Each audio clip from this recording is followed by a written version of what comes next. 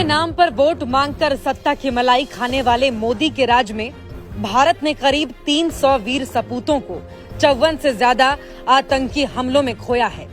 चुनावी मंच से सेना के नाम पर वोट मांगने वाले पंत प्रधान के 9 सालों में देश में 54 से ज्यादा आतंकी हमले हुए हैं, जिसमें देश ने अपने 300 से ज्यादा वीर जवानों को खो दिया। लेकिन जिस शख्स को आपने प्रधानमंत्री चुना था, उसे सैनिकों की शहादत से कोई फर्क नहीं पड़ता। वो तो फिल्म की शूटिंग पार्टियों में मस्त रहता है। हाँ, लेकिन वोट के लिए निर्लज्जता से इन मुद्दों को हर एक मंच से भुनाना नहीं भूलता। राष्ट्रवाद और देशभक्ति के नाम पर लाल किले से सरेआम झूठ बोलने वाले प्रधानमंत्री के असली चेहरे से आज मैं आपका परिचय कराती हूँ। नाम है नरेंद्र दामोदर दास मोदी, जो 2014 में प्रधानमंत्री बनने से पहले आतंकी हमलों पर घर में घुसकर मारने की धमकी देते थे।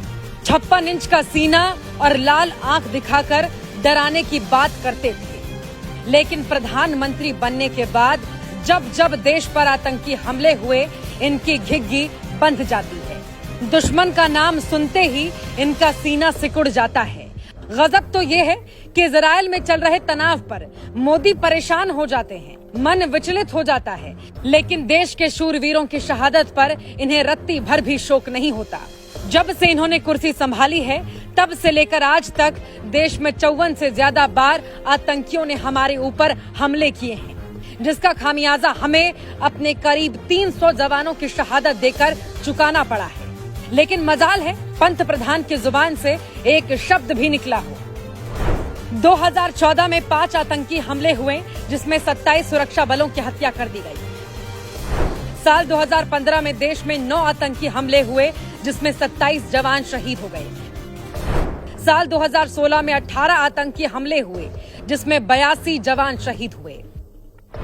साल 2017 में 8 आतंकी हमले हुए, 35 जवान शहीद हो गए। साल 2018 में 4 आतंकी हमले हुए, 11 जवान शहीद हो गए। साल 2019 में 3 आतंकी हमले हुए, 50 जवान शहीद हो गए। साल 2020 में एक ही आतंकी हमले में 20 जवान शहीद हो गए। साल 2021 में एक आतंकी हमला हुआ और उसमें 5 जवान शहीद हुए। साल 2022 में एक आतंकी हमला हुआ और उसमें 4 जवान शहीद हुए। और इस साल यानी 2023 में अब तक 4 आतंकी हमले हो चुके हैं, जिसमें 17 जवानों की शहादत हुई है। लेकिन प्रधानमंत्री ने इन शूरवीरों को श्रद्धांजलि तक देना जरूरी नहीं समझा, एक ट्वीट तक करना जरूरी नहीं समझा। बेशर्मी इतनी कि जिस वक्त एक पिता अपने जिगर के टुकड़े को आखिरी विदाई दे रहा था, साहब दिल्ली में बड़ी ही बेहयाई से जश्न मना रहे थे। जब एक माँ का कलेजा चीख चीख कर अपने बेटे का नाम पुकार रहा था, तब देश का प्रधानमंत्री पार्टी ऑफिस में अपने ऊपर फूलों की बारिश करा रहा था। इतना लापरवाह और इतना लज्जाहीन प्रधानमंत्री देश ने पहले कभी नहीं देखा है। सेना के साथ इस अन्याय और अपमान का हिसाब जनता आपको कुर्सी से उतार कर करेगी। जुड़ेगा भारत, जीतेगा इंडिया।